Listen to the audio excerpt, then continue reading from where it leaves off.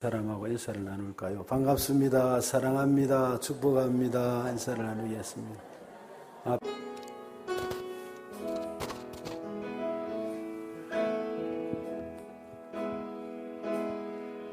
두 손 들고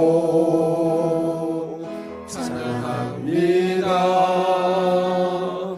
다시 오실 왕 여호와께 오직 주만이 나를 다스리네.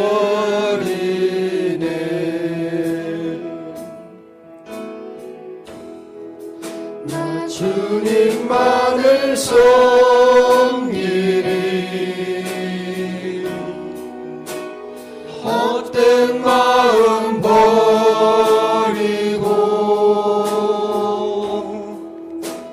성령이여 내 영혼 충만하게 하소서. 주님 앞에 내 생명 드리리라. 구약 442쪽입니다. 사무엘상 20장 1절에서 3절, 1절 제가 읽고 여러분이 2절 읽고 3절 같이 읽도록 하겠습니다. 앞에 스크린 참조하셔도 됩니다. 다윗이 라마나요스에 도망하여 요나단에게 이르되 내가 무엇을 하였으며 내 죄악이 무엇이며 네 아버지 앞에서 내 죄가 무엇인지이기에 그가 내 생명을 찾느냐. 요나단이 그에게 이르되 결단코 아니라 네가 죽지 아니하리라. 내 아버지께서 크고 작은 일을 내게 알리지 아니하고는 행하지 아니하나니 내 아버지께서 어찌하여 이 일을 내게 숨기리요. 그렇지 아니하냐 같이요. 다윗이 또 맹세하여 이르되 내가 네게 은혜 받은 줄을 네 아버지께서 밝히 알고 스스로 이르기를 요나단이 슬퍼할까 두려운즉 그에게 이것을 알리지 아니하리라 함이니라. 그러나 진실로 여호와의 살아계심과 내 생명을 두고 맹세하노니 나와 죽음 사이에는 한 걸음뿐이니라. 아멘. 제가 잘 아는 목사님 한 분이 전국 부흥사협회 일을 하고 전국 각지에 부흥회를 인도하고 우리 교회에도 예전에 수련회를 인도하기도 하고 또 이 국제불 사모 기도회에 처음에는 찬양 인도자로 한 2년간 이렇게 했어요. 하고는 그를 세워서 하는데 그분이 열심히 기도하고 기도하는 가운데에 하나님이 어느 날 그분을 성령의 기름 부으심이 있어서 전국 각지에 매주일 빠짐없이 부흥회를 인도하셨어요. 그렇게 열심히 다니고 은혜가 충만하고 은사가 충만했는데 주일날 새벽에 설교도 해야 되고 집회도 갔다 오고 미국도 갔다 왔는데 갑자기 돌아가셨어요. 그리고 이거 얼마나 놀랬겠어요. 순간적으로 그냥 병원에 가는 데 소천한 것입니다. 우리 영남신학대학교에 이사장도 하고 또 기타 여러 가지 맡은 직함이 많았어요. 바쁘게 일을 하고 다녔는데 전원에 의하면은 그 누님이 사모님이신데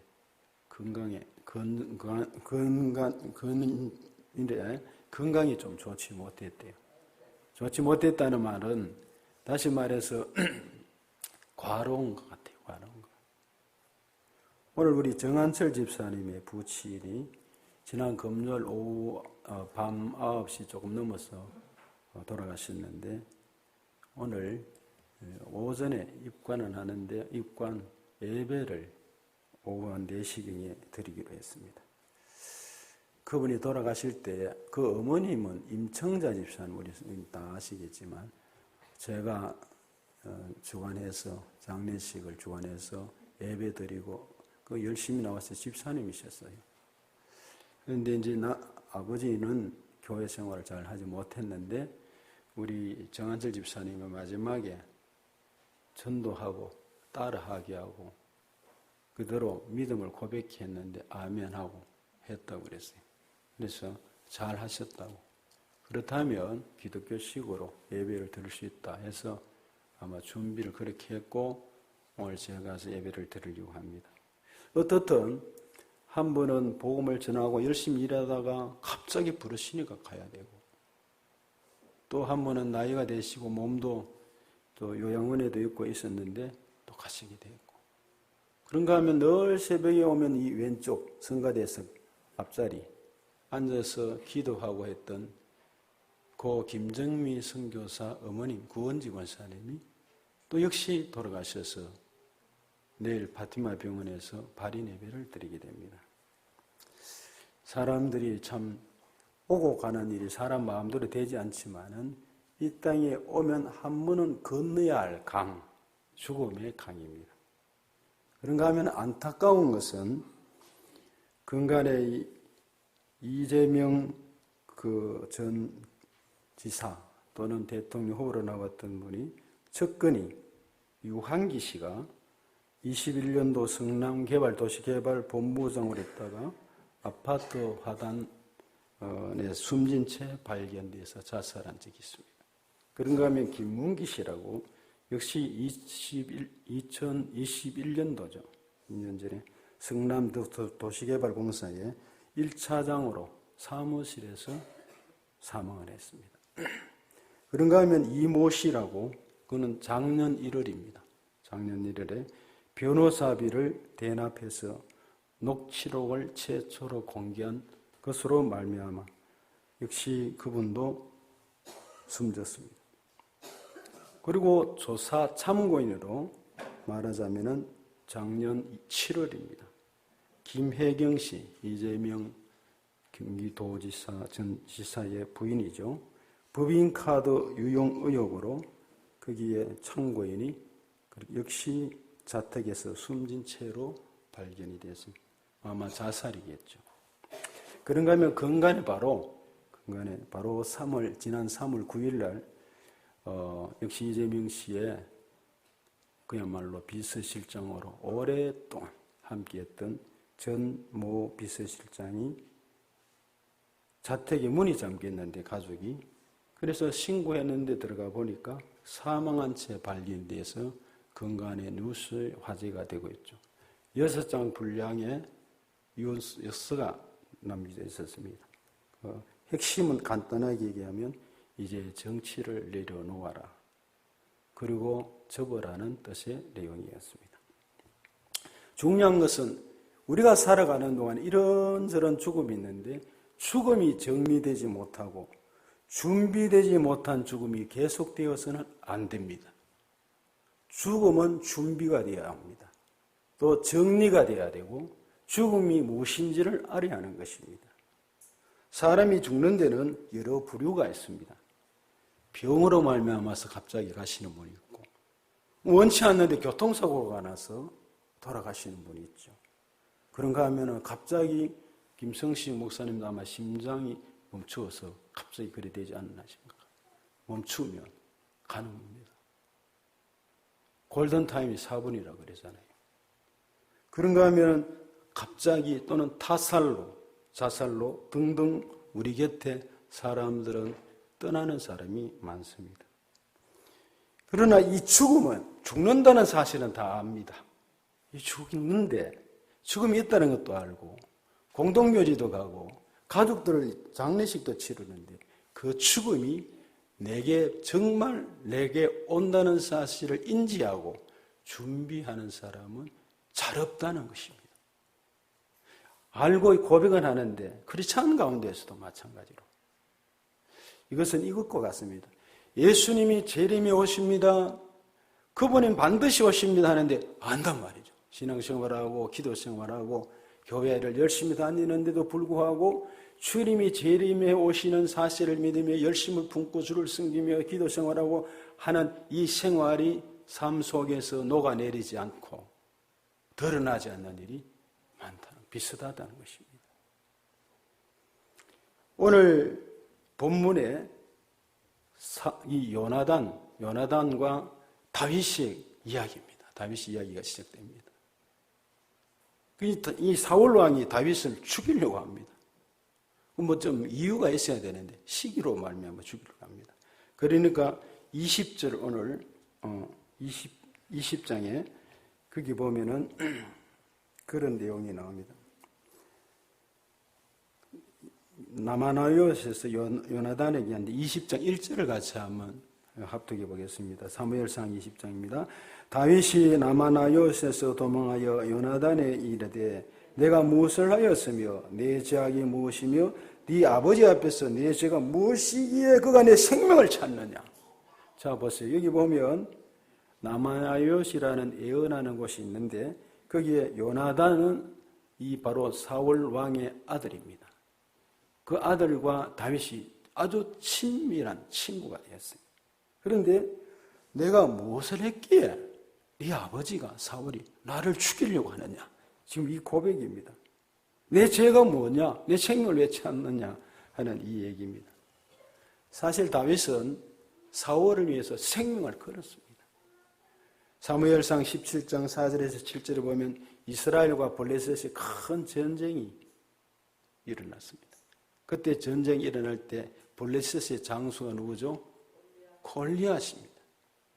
키가 2m 80에서 90대는 거의 3m 가까이 되는 사람이라고도 알려져 있습니다.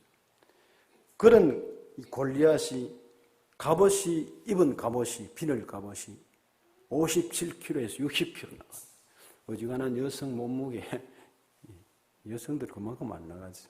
남자들. 그 몸무게, 그 다리는 녹각반, 그리고 어깨는 놋단창. 사무엘상 17장 45절에는 이렇게 되어 있습니다.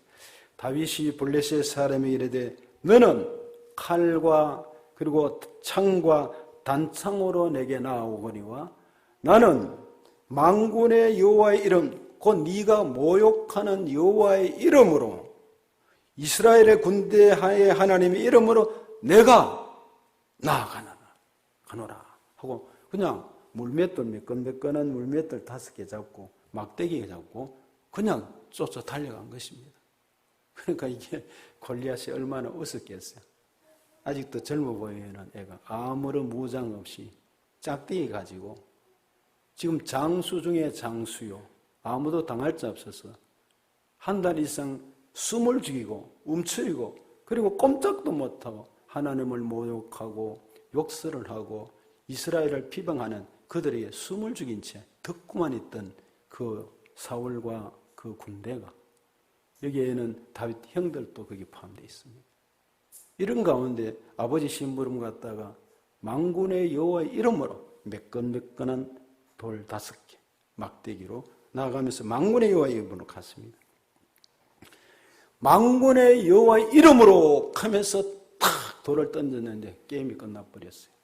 게임은 이렇게 쉽게 끝내야 합니다. 복잡하면 안 됩니다. 그리고 다윗은 사울이 시키는 대로 행동을 했습니다.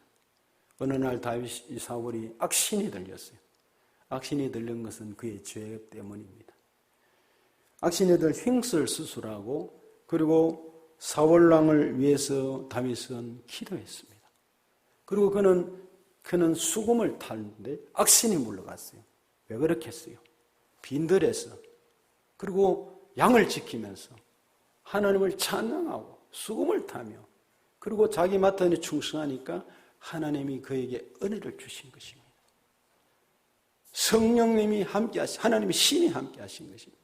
그리고 난 다음에 사울 곁에서 사울이 악신이 들렸을 때 여러분 우리 믿음의 사람이요 어떤 곳에 가시든지 성령이 함께하시면 악신이 들렸거나 귀신이 있거나 잘못된 것을 하면은 그들이 뜹니다. 여러분을 조심한다는 말입니다. 그리고 함부로 여러분을 대하지 못합니다. 왜냐고요? 그리스도인이기 때문에. 성령이 함께 하시기 때문에. 그러니까 다윗이 수금을 타는데 악신이 물러갔다 그러죠. 그러면 사울이 고마워해야죠. 그런데 골리앗을 치고 돌아왔을 때 여인네들이 사람들이 한 말이 있었어요. 사울이 죽인 자는 천천히요 다윗이 죽인 자는 만만히로다 하니까 이 소리가 왕의 귀에 사울 왕의 귀에 들어가요. 이 다윗이 내가 만만히 되고 사울은 천천히 되니까 이놈이 그 앞으로 얻을 것이 이 나라밖에 돼 있겠냐. 자기 스스로 생각하는 것입니다. 여러분, 하나님의 나라와 일에는 요즘 소설을 쓰지 말라는 그런 말이 많던데 공상 소설을 쓰지 않기를 원합니다. 팩트를 가져야 합니다. 말씀을 가져야 합니다. 이 말씀 가지고 믿음을 가져야 합니다. 그 다윗은 주군을 위해서 충성을 다했는데 사울은 나를 차지할 인물이다. 그것은 하나님이 정하는 것입니다. 사울의 삶이 지금 잘못되어 가기 때문에 결국 다윗에게로 넘어갑니다만은, 그러나 다윗은 주군이 지금 사울입니다. 충성을 다하는 것입니다. 시키는 대로 일을 했습니다. 삼국지의 오나라 편에 보면 보면 송견의 사천왕이 나옵니다. 주군을 위해서 목숨을 바치는 내용입니다. 조무대영이 전쟁에 출전해서 적과 싸우러 나가는데 바로 여기에 적과 싸우는데 퇴로가 피할 길이 없었어요. 그때 송견이 죽게 될 그런 지경이 되었을 때 사천왕 송견을 살려야 되니까 송견인 채 하고 장렬한 죽음을 여기에 하는 주군을 위해서 일하는 거기에 그 사람이 바로 오나라 편에 나옵니다. 이는 자기 생명을 바쳐 두군을 쓰고 그 전쟁에 앞으로 나아가서 대신 맞아 죽는 것입니다. 그리고 그 주군은 피해서 살아나는 거죠. 다윗은 이 사울을 주군으로 삼아서 생명 걸고 싸웠어요. 그런데 자기를 죽이려고 하고 있고 이유를 묻지 아니하고 내용도 없이 오직 시기심으로 그냥 죽이려 하는 것이 도가 지나쳐서 신하들에게 공포하면서 온 이스라엘 전역을 다 샅샅이 뒤지게 하고 이집듯이 뒤지게 하고 사울을, 다윗을 죽이라는 명령을 내립니다. 다윗이 있을 곳이 있습니까? 육골짜기에서 족골짜기로, 엔게디 동굴로, 기타 전 이스라엘 지역을 정말 나아갔습니다. 본문에 여기에 다윗이 원하는 내 죄가 무엇이냐고 묻는 것이 이해가 됩니다. 정말 아버지 사울을 위해서 최선을 다해서 일했는데 죽이려고 하고 있으니까 다윗은 그야말로 이 고백이 나올 수밖에 없습니다. 다윗은 오늘 요나단에게 자기의 입장을 분명히 밝힙니다. 무엇을 잘못하였는가 알아야 되잖아요. 저가 나를 죽이려 할 때 내가 그분에게 무엇이 잘못되었는가 알아야 되잖아요. 그래서 사울은 자기 입장뿐입니다. 그냥 죽이려고 하는 것입니다. 이 다윗을 죽이려고 자기 딸을 결혼시켰는데 그래서 끌어들여가지고 죽이려 했지만은 하나님 은혜로 도망가게 됩니다. 오직 사울왕은 시기, 질투, 자기 중심의 생각으로 충신이었던 다윗을 죽이려 한 것입니다. 그에게는 하나님의 뜻도 없고 선지자의 말도 듣지 않은 불행한 일로 자꾸 치닫고 있습니다. 그 다음에 요나단이 다윗에게 고백합니다. 오늘 20장 2절에 네가 죽지 아니하리라. 이걸 보면 이 요나단은 아버지의 뒤를 이어서 그 다음 왕이 될 사람입니다. 우정이 아주 좋은 것입니다.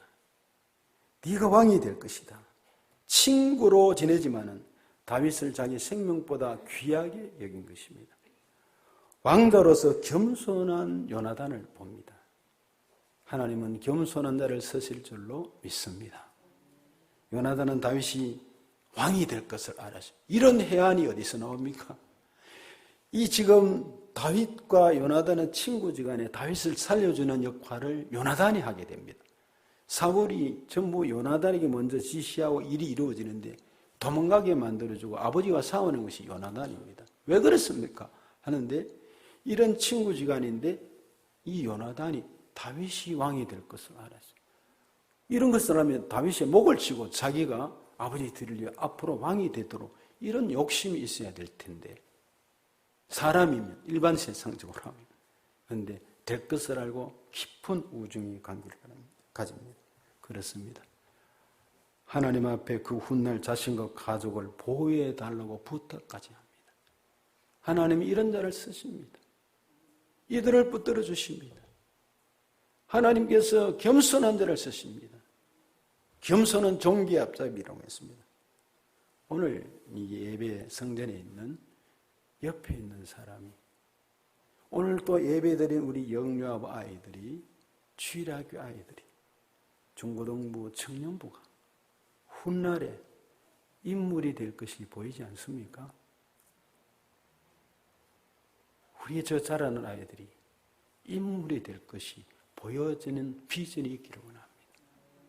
저들이 자라서 교회를 책임질 사람들이고 이 나라의 일꾼들이 나와야 될 것이고 반드시 그렇게 되어야만 합니다. 그래서 우리 저 아이들을 위해서 기도해 주시기를 원합니다. 다음 세대가는 바로 이 시대의 아이들, 다른 세대가는 하나님의 백성들, 자녀들. 그래서 저들에게 꿈을 심어주고 저들을 위해서 축복하고 저들을 위해서 기도하고 몸과 마음과 물질을 헌신하고 그리하여 하나님 앞에 이 참된 일꾼들이 자라야 될 줄로 믿습니다. 다윗이 그 이 얘기를 듣고 고백합니다. 20장 오늘 본문 3절을 같이 한번 읽어보겠습니다. 다시 한번 3절 말씀을 합독하겠습니다. 다윗이 또 맹세하여 이르되 내가 네게 은혜 받은 줄을 네 아버지께서 밝히 알고 스스로 이르기를 요나단이 슬퍼할까 두려운즉 그에게 이것을 알리지 아니하리라 함이니라.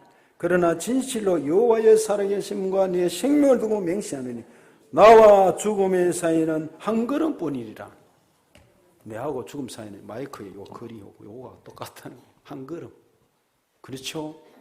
어제까지 살아있었고 새벽에 설교하러 가려고 할 사람이 아침에 돌아가시잖아요. 아버님하고 만나고 얘기하고 했는데 갑자기 밤에 돌아가시잖아요. 멀쩡하게 국가를 위해서 일하던 사람이 집에 들어가 보니까 자살을 했단 말이죠.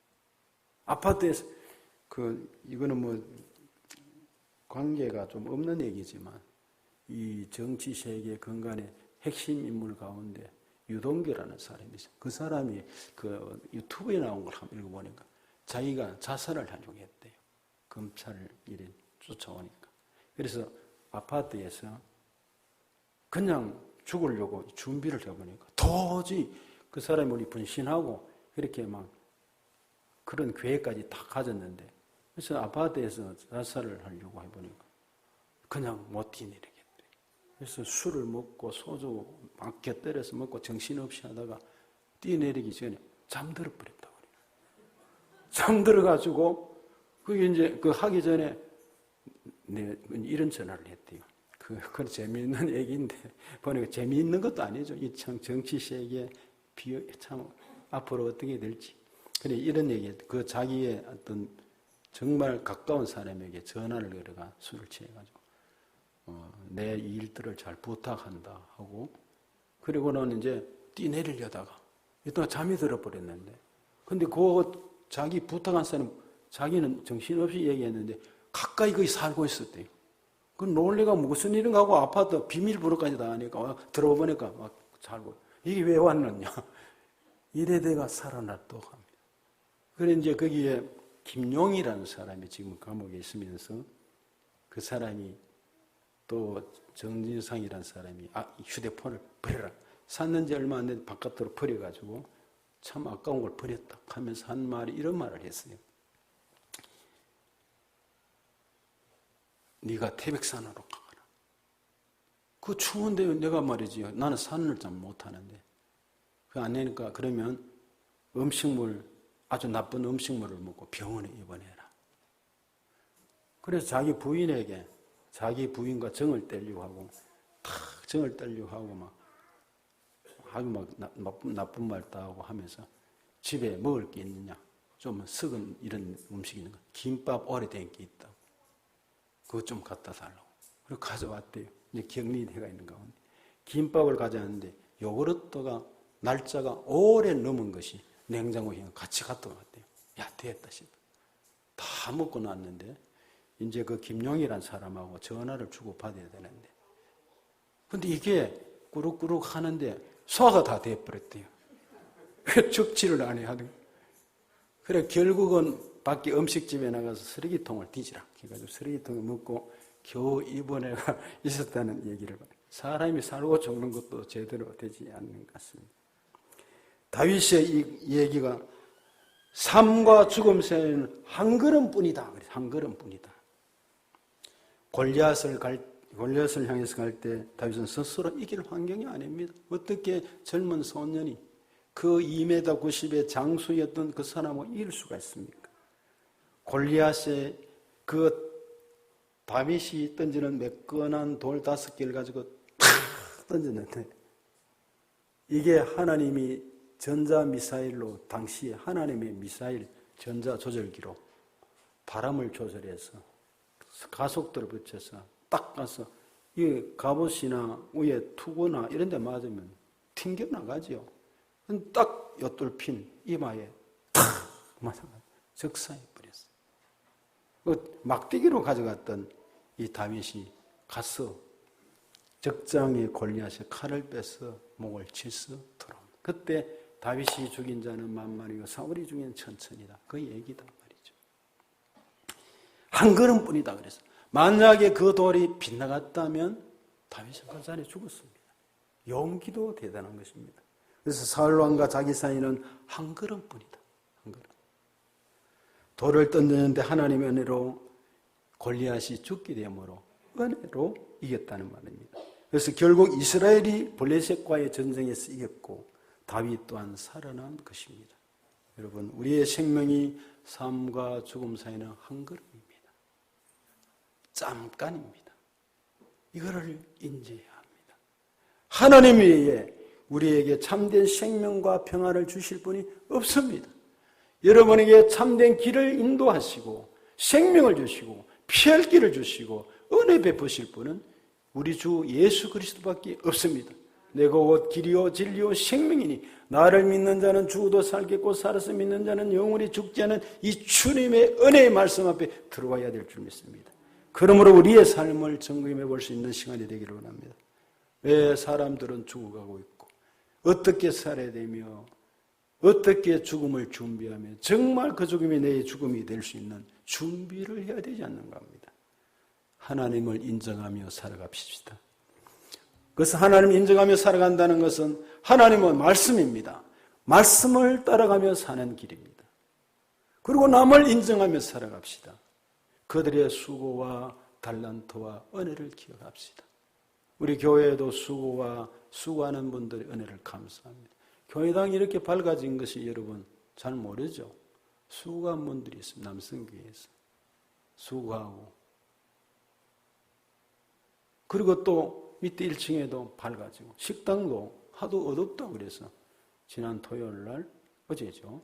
우리 성전이와 279 집사님이 정기기도 기술이 있어야 될지 저는 다른 거라도 못 따라. 그러니까 저는 편하게 생활합니다. 279 집사는 성전이가 디모델을 하고 지금 들어가 보시 호텔보다 밝습니다. 오늘 점심 때 꼭 한번 보시기를 바랍니다. 하나님 앞에 우리는 사람들의 수고와 그리고 그들을 인정하고 옆에 있는 분들의 수고와 성가대의 수고와 카리스 찬양팀들의 수고와 밥하시는 분들의 수고와 운전하시는 분들의 고마움과 교회 헌금과 기타 모든 방송실 할 것 없이 우리 아이들의 찬양 그리고 이 모든 성도들 한 분 한 분들의 감사와 수고를 인정하며 살아갈 수 있기를 원합니다. 겸손한 삶을 살아가기를 원합니다. 삶과 죽음이 한 걸음뿐인데 큰 소리 칠 게 뭐 있겠습니까? 나의 가는 길을 그분께 맡깁시다. 내 가는 길을 아시는 그가 우리를 인도하시고 정금같이 나오게 하실 분이 주님이십니다.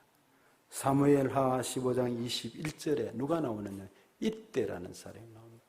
이제 다윗이 도망을 다니고 이런 일이 있을 때 이때가 왕께 대답하여 이르되 다윗 왕에게 여호와의 살아계심과 내 주 왕의 살아계심으로 맹세하옵나니 진실로 내 주 왕께서 어느 곳에 계시든지 사나 죽으나 종도 그곳에 있겠습니다. 당신이 가는 곳에 내가 거기 가고 당신이 멈추는 곳에 내가 거기 있고 살든지 죽든지 내가 당신과 함께 그곳에 있겠습니다. 라는 이 고백을 합니다. 이때라는 사람. 그럼 이때가 누구냐 하면 이 이때는 바로 압살롬이 아버지 다윗에게 반역을 일으켜서 왕권을 차지하려고 할 그때에 급하게 예루살렘을 빠져나옵니다. 도망을 해야 하잖아요. 아들이 반역을 일으키면 같이 싸울 수는 없잖아요. 그때 이제 도망을 나올 때에 빠져나오는데 가드 사람 이때입니다. 가드는 바로 블레셋입니다. 가드 사람 이때가 600명의 사람을 데리고 다윗에게 오는 것입니다. 그의 고백이 바로 사나 죽으나 당신과 함께라는 말씀입니다.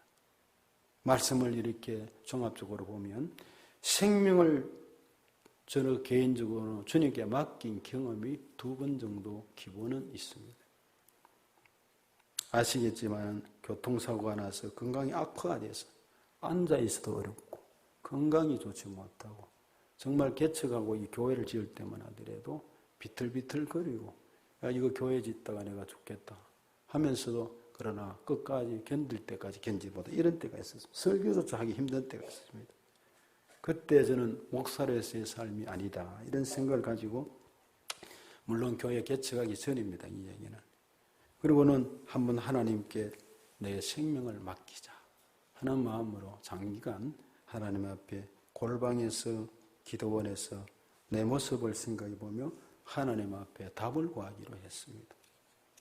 그 오랜 시간에 기도하는 가운데 하나님이 개척을 하게 하시고 그리고 답을 주시고 건강을 회복시키시고 그때부터 지금까지 강단을 빼지 않고 하나님 앞에 이렇게 설교하고 이제 마지막 남은 시간들을 하나님 어떻게 인도하실지는 모르지만 다시 정신 차려 간다면 선한 길로 인도해 주실 줄 믿습니다.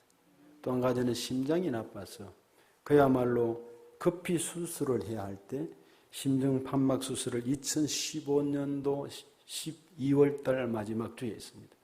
그 전에 우리 장로님들이 또 우리 이 집사님 한 분이 아시는 분들이 병원에 나도 모르는 사이에 예약을 해서 그래서 가서 근데 12월까지 목회를 마치고 해야 내 마음이 편할 것 같아서 급하다 그러는데 그래서 나중에 미루는 것들을 그런 사람이 잘 사례가 없대요.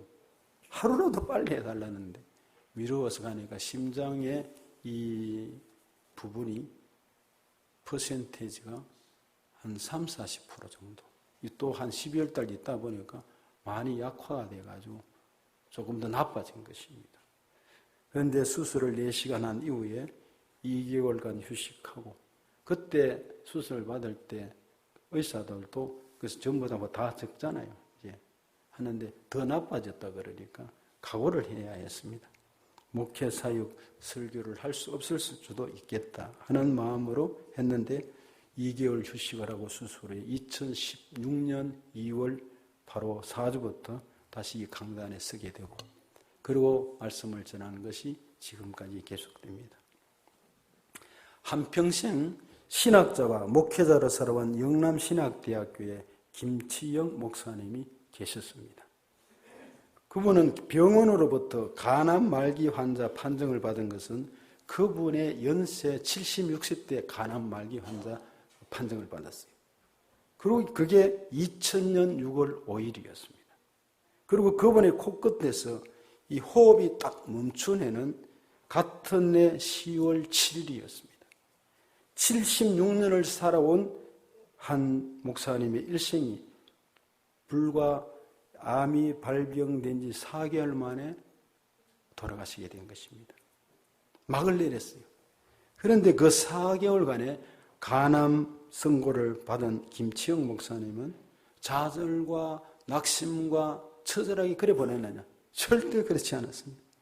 그 4개월을 이 땅에서의 삶을 매듭을 짓고 새로운 삶의 여정을 시작하는 감격과 소망의 시간으로 삼았습니다. 오늘 우리들도 남은 시간을 연대할 때 간암이 아니더라도 아름다운 삶으로 성화시키는 기준과 잣대를 가지고 말씀을 가지고 삶을 산다면 똑같은 삶을 살 수 있을 줄 믿습니다. 암과 투병하는 4개월 동안 김치영 목사님은 사랑하는 가족들 그리고 자신을 찾아온 많은 사람들과 삶에 대해서 죽음에 대해서 대화를 나누었고 매일매일 다가오는 죽음을 의연하게 맞아들일 준비를 하고 그렇게 임하고 있었습니다. 그 모든 기록이 그 아들 목사님에 의해서 낱낱이 기록이 되었습니다. 그 글에는 빛, 색깔, 공기라는 제목을 붙였어요. 매일매일 죽음이 다가오고 있음에도 불구하고 아버지가 살아있는 그 모든 사람들이 무심코 지나가는 것이 아니라 빛도 사람도 공기도 새롭게 보이며 그 얘기들을 쏟아내는 것을 기록했던 것입니다. 빛 속에서 또 모든 색깔 속에서 매일매일 새로운 생명을 호흡하고 계셨다는 말입니다. 그 글에 의하면 발병 3개월 반 만인 2000년 9월 21일 김치영 목사님은 자기 팔뚝에 꽂혀 있는 링거 바늘들을 가족들에게 뽑아달라고 얘기를 했습니다.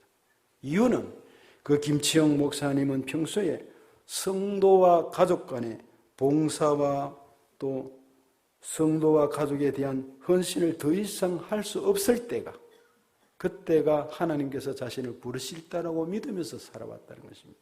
또한 병석에서 사랑하는 가족들과 대화 자체가 불가능하다고 생각할 때 그 순간이야말로 하나님이 부르심에 순종해야 된다고 생각했기 때문에, 그러니까 다시 말해서 가족 간의 성도 간의 봉사도 그러하고 가족 간의 대화도 막 해석할 때 이때는 내 생애가 되었다 생각하고 링거를 뽑도록 그렇게 얘기한 것입니다. 가족들이 순종을 했습니다. 그것은 자살이 아닙니다. 자살은 생을 포기하는 것인데 반해서 김 목사님이 가족들에게 링건을 뽑아달라고 한 것은 새로운 생명 속으로 들어가야 할 관문으로서의 죽음을 수용하기 위함이라는 것입니다. 가족들은 그 김치영 목사님의 뜻에 순종해서 당일 링거 바늘을 뽑았고 그로부터 17일 만에 김 목사님의 코끝에서 호흡이 딱 멈춤으로 말미암아 김 목사님은 그리스도 예수 안에서 새로운 영원한 생명을 호흡하시게 된 것입니다. 장례식 날에 김 목사님이 살아생전에 장례식에 참석할 조문객들을 위해서 미리 작성해 두었던 설교문이 낭독되었습니다. 그리고 예배 끝 시간에는 김 목사님의 당부에 따라가지고 참석한 모든 조문객들이 손에 손을 잡고 찬송가 371정을 불렀습니다. 삼천리 반도 금수강산 하나님 주신 동산, 이 동산에 할 일 많아 사방에 일꾼을 부르네요. 곧 이날에 일 가리고 누구가 대답을 할까? 일하러 갔세 일하러 갔세, 그 찬송을 불렀다는 것입니다. 그것은 죽음의 장례식이 아니라 새로운 사명을 부여받은 사람의 출정식과 같았다고 합니다. 맞습니다. 출정식입니다. 그 모든 것이 가능한 것은 예수 그리스도 안에 있는 구원, 즉 죽음을 깨뜨리시고 부활하신 예수 그리스도 안에 있는 생명으로 인한 생명이었습니다. 예수 그리스도의 생명 안에 있을 때에 인간의 죽음은 비로소 의미를 찾고 새로워지게 되는 것입니다. 그렇다면 예수 그리스도 생명 안에서 살아갈 때 우리가 살아생전에 이 땅에서 우리의 인생은 얼마나 더 새로워질 것인가 생각하며 묵상해야 합니다. 사랑하는 심덕의 성도 여러분, 그 예수 그리스도께서 그 그리스도의 생명이 지금 이 시간에 우리와 함께하고 있음을 믿으시기를 바랍니다. 그분 안에서, 그분의 생명 안에서 영육간의 치유와 구원을 얻고 또 누리고 살아가시기를 축복합니다. 예수 그리스도를 여러분의 인생의 주인으로 삼고 그분의 말씀을 날마다 쫓으며 살아갈 때, 그때 우리는 평소에 무심코 보았던 사람들과의 관계, 빛, 나무, 색깔, 공기마저도 새로운 것들로 채워질 줄로 믿습니다. 그리스도 안에서 죽음마저도 새로운 의지를 갖는 바에 세상의 그 어떤 것도 그리스도 안에서 새로운 피조물로 살아가는 우리는 새롭게 된 사람의 생각과 마음으로 채워질 것입니다. 죽음을 품고 살아가는 자에게는 이 세상의 모든 것이 죽음의 그림자에 지나지 않습니다. 불평과 원망과 그리고 좌절로 살아가는 사람에게는 모든 것이 좌절과 불평과 원망으로 바뀌만 비춰주고 타올 수밖에 없습니다. 그러나 예수님의 생명 안에 사람에게는 풀 한 포기에도 돌멩이 하나 이르기까지 그 이 세상에 묻히고 무엇이든지 간에 생명이 아닌 것이 없습니다. 바람이 스치는 소리에도 감사하고, 저 들꽃도 어떤 분이 그러잖아요. 오랜만에 저 깊은 산중에 그 백두산에 제가 예전에 우리 목사님들하고 갔을 때 올라가는데 나무들이 말라가지고 있는데도 보고 꽃꽃이 거기에 피어 있더라고요. 그래서 어느 책에서 읽은 것이 생각나서 그 꽃이 내가 이 꽃을 바라보고 칭찬해 주기를 위해서 오랫동안 나를 만나기 위해서 거기에 있었다는 어떤 근리가 생각났어요. 백두산에 올라가서 그것을 보고. 여러분, 모든 것들은 의미가 달라지는 것입니다. 다른 이로서는 구원을 받을 수 없나니 천하 사람 가운데 구원을 받을 만한 다른 이름을 우리에게 주신 일이 없음이라 했습니다. 오늘 여러분, 나와 여러분 죽음 사이에는 한 걸음입니다. 그러나 예수 안에는 생명이 있고 영원한 부활의 생명이 있습니다. 이 부활한 생명도 한순간 어떻게 고백하고 받아들이느냐에 따라서 생명이냐 멸망이냐 죽으면 딱 한 걸음 납니다. 하늘나라 가면 더 분명해지겠지만 다행한 것은 정한철 집사님이 분명히 나에게 고백한 대로 마지막에 아버님께 가서 예수 그리스도의 복음을 전하고 앱을 찾아가지고 이렇게 따라하게 하고 그렇게 해서 고백하고 아멘 했다면 구원을 받을 것입니다. 왜냐하면 사람이 공로로 구원받는 게 아니고 믿음은 들음에서 나고 들음은 그리스도의 말씀으로 말미암아 주어지기 때문입니다. 그래서 이제 내가 살아도 주 위에 살고 이제 내가 죽어도 주 위에 죽고 주 안에 있는 삶을 살아야 될 줄로 믿습니다.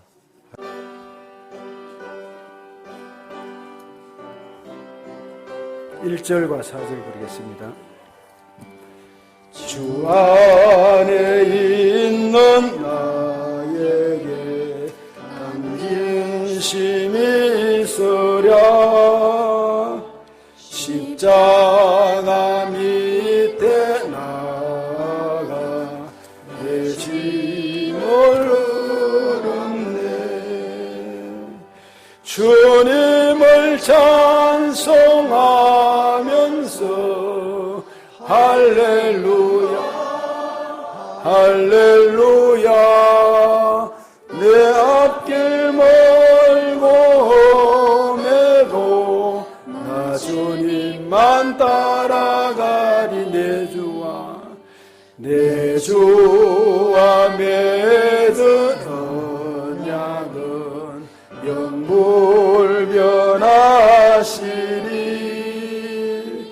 그 나라 가기까지는 늘 보호하시네